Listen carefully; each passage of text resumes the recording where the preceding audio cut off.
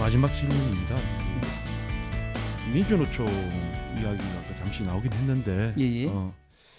이런 상황에서 이제 그 뭐 개별 기업 차원에서 대응하는 것이 상당히 한계가 있기 때문에 뭐 좀 큰 틀에서 좀 움직여야 될 것 같은데 그 내셔널 센터로서의 이제 민주노총과 지역 이제 그 총괄 본부로서의 이제 민주노총 어떤 역할을 하는 게 좋을까요? 일단 그 한 가지 좀 희망적인 얘기는 이번에 금속노조가 그 단협 공동 물론 개별적인 사업장 위주로 또 진행되는 측면이 있지만 어쨌든 그 공동 단협을 꾸리면서 기후 변화, 산업 변화와 관련된 공동 결의 혹은 사회적 계약을 하자라는 제안을 했잖아요. 이런 것들은 굉장히 큰 저는 진전이라고 생각이 들고요.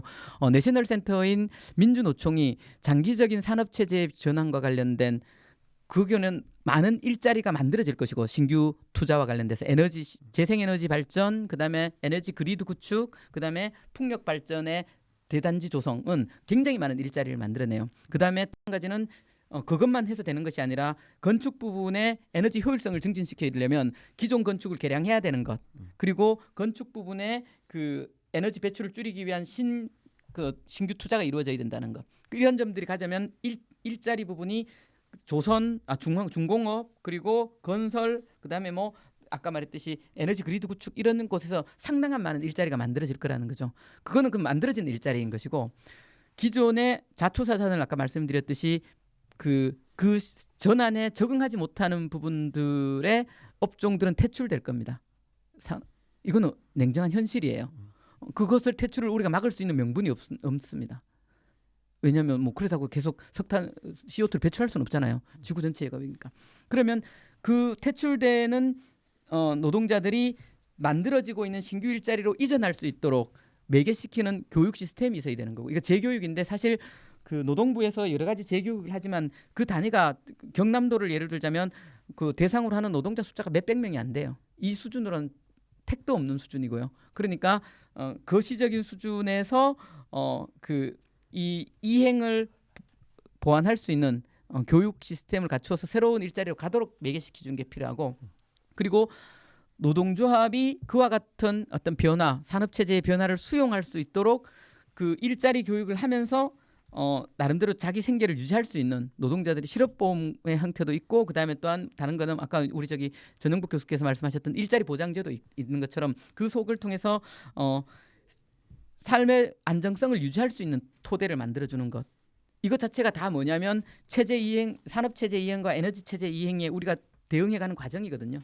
이 전체에 대한 요구들을 노동자 계급 전체의 이해 입장에서 전략적인 어떤 그림을 그리고 거기에 따른 노동자 계급의 요구를 만들어내야 되는 거죠. 그리고 그것 또한 이게 이제 내셔널 센터가 해야 될 것은 이 역할이고요. 그다음 지역에서는 이거는 그냥 내셔널 센터 역할이지만 지역은 또 지역 단위 수준에서 산업 체제에 대한 대응을 해야 되는데 아까 말씀드렸듯이 개별 노조나 개별 기업의 대응은 사실상 불가능한 수준이 있습니다. 이게 왜냐하면 전체 계획의 기초에서 나오는 것이기 때문에 그런 점들에서 보면 그 지역 단위에서는 일단 산업의 현실에 대한 파악들, 그리고 어떤 기업들이 퇴출될 가능성이 높은가에 대한 분류, 그리고 거기에 따르는 기존 퇴출될 가능성이 높은 업종들을 인수합병을 통해서 구조고도화를 하든가, 그래서 경쟁력을 갖추도록 하든가, 아니면 퇴출될 것에 대한 대응을 하든가라는 구체적인 시나리오들이 나와야 되는 거죠. 현실적으로 그 정도를 지역 단위의 노총 본부에서 하기도 어렵습니다. 예산이라든가 인적 자원이 필요한, 이거는 누가 해야 되냐면 경북도와 즉 경주시와 포항시가 해야 될 역할들이에요. 그런데 경북이나 관심 별로 없어요. 관심이 가는 이유는 그거 안 해도 재선이 되거든요. 당연히 누가 관심 가겠습니까? 자기 표도 별로 안 되는 사람들한테. 그런 것들을 강제할 수 있는 것들, 여론을 만드는 것들이 필요하다라는 거죠. 이것이 그런 필요성들을 제기를 하고 의제화시키는 것 자체에서는 적어도 민주노총이 할 수 있거든요. 직접 할지는 못하더라도 그 부분들을. 그렇죠. 뭐 제가 정치국장인데 제가 그 혼자 어디에 나가겠습니까? 예산도 없습니다. 사실. 예산도 잘 모르고. 예. 그러니까 지금 사내복지 쪽에 우리가 사실 오랫동안 노동운동이 집중을 해오긴 했었는데 예. 사내복지를 넘어서 사회복지로 가야 되고 예. 그건 사회보장제도의 전면적인 확대 그래야 퇴출되거나 새롭게 전환을 준비해야 되는 노동자들에게 기회를 줄 수가 있고 안정성을 보장할 수가 있다. 그게 국가의 책무이고 그것을 지역 차원에서 요구해야 된다. 그런 얘기들도 하신 것 같고요. 그리고 그걸 하는 과정에서 교육 체제의 전환도 사실 필요한데 거기에 또 비용 같은 것도 또 개인한테 맡기는 이런 게 아니라 전면적으로 공공성을 이제 강화해서 구조조정과 관련돼서도 말씀을 드리자면 아까 그 기업들이 하고 싶지 않아서 안 하는 게 아니에요. 다 알아요. 이제는 적어도 전기 자동차로 가야 된다. 앞으로의 투자가 그렇게 될 것을 적어도 1차 밴드나 2차 밴드의 핵심 기업들하고 인터뷰를 해보면 다 알고 있습니다. 그런데 재정적으로 너무 어려워요. 이미 자동차 산업이 최근 한 2015년 이후부터 이렇게 감소되어지면서 이건 한국만 그런 게 아니라 전 세계적으로 세계 수요 자체가 이렇게 2017년부터 감소세로 돌아섰거든요. 거기에다가 진입은 증가하고 있고 당연히 퇴출되는 기업들이 나타날 수밖에 없는데 그리고 앞으로 미래는 전기 자동차 있다는 것도 아는데 당장 현금 흐름이 어려우면 위험한 투자를 개별 기업들이 감수하는 것은 거의 쉽지 않습니다. 이거 이제 뭐 개별 기업도 예를 들자면 그렇다는 거고요. 그래서 정부가 그 부분들에 대해서 계획에 기초한 걸 해야 되는데 지금 정부는 그냥 뭐 수소 산업 어쩌고 디지털 뉴딜 어쩌고 하면서 기업들이 투자 그것도 아주 선두에 있는 현대자동차나 삼성전자는 세계에서도 탑이고 한국에서 탑이고 그렇잖아요. 그런 기업들이 투자를 할 수 있는 계획들을 만드는데 이거는 뭐 당연히 해야 돼요. 왜냐하면 그 기업들이 해야 그 밑에 있는 그 1차 밴더들이나 2차 밴더들이 투자를 하니까. 그런데 2차 밴더까지만 가더라도 그럴 역량이 거의 없습니다. 그러면 적어도 그 그것에서 요구되어지는 신비용, 새로운 비용들에 대해서는 정부가 되어야 되거든요. 투자할 수 있도록 강제를 해야 된다라는 거죠. 그러니까 아까 말했듯이 그 중에서 복지라는 것들이 중요한데, 그러니까 그린 뉴딜이라는 게 단지 뭐 에너지 체제나 산업 체제의 전환이 아니라 사회적 시스템의 변화, 그렇기 때문에 뉴딜이 되는 거거든요. 사회적 시스템의 변화인데 거기에는 제가 중요한 거는 주거나 이런 것들이 중요하다고 생각을 합니다. 그러니까 주거권, 그다음에 교육에 대한 권리 이런 것들이 중요하고 그 부분에 있어서 공공성을 얼마만큼 담보해내게 하는가. 예컨대 최근에 뭐 주택 문제로 인해서 엄청나게 갈등이 많잖아요. 그런데 앞으로의 그 공공임대주택을 대량으로 건설을 해서 그것을 통해서 주거권을 보장하겠다라고 처음에는 얘기하는 척 하더니만 결국 서울에서 나온 재개발은 전부 다 누가 하냐면 민간이 하는데 정부가 이렇게 택지를 조성해 주겠다. 지금까지 똑같은 수준이거든요. 그 수준을 넘어서는 방식으로 공공임대주택을 대량으로 전 지역적으로 건설을 하게 되면 주거권만 일정하게 보장되어도, 그리고 교육과 관련된 비용, 의료보험 이런 것들만 되어도 구조조정에 대한 노동자 계급의 수용은 상대적으로는 쉬워질 거라는 생각이 들고요. 또 한 가지는 이것뿐만이 아니라 우리나라가 이제 2% 성장대, 2% 초반 성장대로 하락했고요, 성장률이. 그리고 지방의 평균은 1.1% 내외입니다. 경북은 마이너스 성장이고요. 경기도하고 서울만 3% 이상이고, 그래서 평균하면 2%거든요. 그러니까 전라도, 경상남도, 북도, 충청, 일본까지 합쳐서 전부 다 1% 성장이에요. 1% 성장이라는 거는 퇴출되는 기업이 지속적으로 나온다는 수준입니다. 그러니까 우리가 2010년대까지는 5% 성장을 했거든요. 5% 성장을 하면 망했던 기업이 다시 성장하면서 새롭게 다른 일자리가 만들어져요. 1% 성장을 하는 시절에는 어떻게 되냐면 그냥 망하면 망한 거예요. 성장을 한다는 건 기업이 투자를 한다는 건데 5% 성장하면 기업들이 새로운 기회를 보면서 투자를 해요. 1% 성장대로 갔거나 성장이 정체되었다는 건 기업들이 투자를 안 한다는 거죠. 그럼 그 부분에 대해서 일자리 누가 만들어내요? 그건 공공이 투자할 수밖에 없는 상황이 된 겁니다.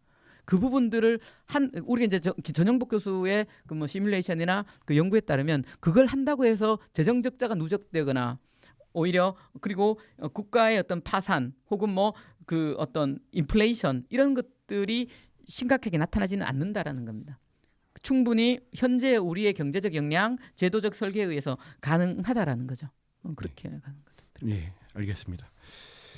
예, 지금 뭐 산업 체제의 엄청난 전환 시대에 그 노동운동이 좀 적극적으로 개입을 하고 정부도 이제 책무를 가지고 그 노동의 참여 권리를 또 이제 보장을 해주고 또 적극적으로 이제 재정을 통해서 투자를 해서 노동자들에게 이게 피해가 집중되지 않도록 그렇게 좀 해야 될 것 같습니다. 뭐 오늘 이 자리는 또 현장에서 관심 있어서 오신 분들도 있는데 혹시 뭐 궁금하신 거나 의견이 있으신가요? 대기업 중심으로 물론 나타나는 현상이지만 ESG 경영이라는 걸 이제 드러내놓고 이야기하는 데가 많거든요. 이거는 그뭐 환경과 사회, 지배 구조 이런 문제들의 경영이 이제 경영의 포인트를 옮겨가겠다 이런 건데 이게 어찌 보면 예전하고 상당히 다른 측면이 나타나고 있는 거라고 보여지거든요. 그 기업들이 전통적으로 한국 자본들이 신경 쓰지 않던 분야들을 한국 자본들도 이미 신경을 쓰기 시작을 했는데 반면에 왜 이런 현상들이 나타나는지 첫 번째 질문 하나 하고요. 두 번째는 그런 반면에 우리 노동조합들 특히나 이제 교섭을 정형적으로 하고 있는 금속노조 같은 경우는 중앙교섭에서는 그런 부분들이 일정 정도 나타나지만 지부 집단교섭이나 지회교섭에서는 그런 것들이 안 나타나고 사회적 책임을 다해야 된다거나 환경 문제를 생각하면서 우리가 같이 거기 저걸 해야 된다거나 이런 문제들이 안 나타나고 있는데 지역 차원에서 이런 자본들을 좀 강제해낼 수 있는 우리 노동조합들의 요구, 의제화시켜낼 수 있는 것들이 뭐가 있을지 의견 있으면 이야기 좀 해주시면 좋겠습니다. 최근에 그 기업들이 ESG 환경과 사회 그리고 지배구조의 측면에서 변화를 보이는 것은 첫째 환경의 변화는 아주 간단합니다. 그렇게 하지 않으면 살아남기 어렵다라는 거죠. 아까 말씀드렸듯이 이미 국제적인 규제 방식 자체가 그렇게 되었기 때문에 그와 같은 전환이 필요한 것이고 그다음에 지배구조 측면에서도 1세대, 2세대 지금 3세대 경영을 하고 있잖아요. 우리나라 재벌 체제가 3세대 경영까지 넘어왔는데 4세대는 3세대 경영 넘어오면서 지금 나타났던 갈등이 지금 이재용 씨의 승계 과정에서 나타난 온갖 불법들이 있었고요. 4세대로는 거의 불가능하다는 걸 자기들도 이미 알고 있거든요. 그렇기 때문에 지배구조를 변하는데 이 지배구조의 변화는 사실 노동자 계급이 그렇게 환영할 만한 것은 아니에요. 다른 말로 하면 주주들의 이해관계에 따라서 경영을 하겠다라는 거고 상당 부분 수익성의 많은 부분을 배당을 합니다.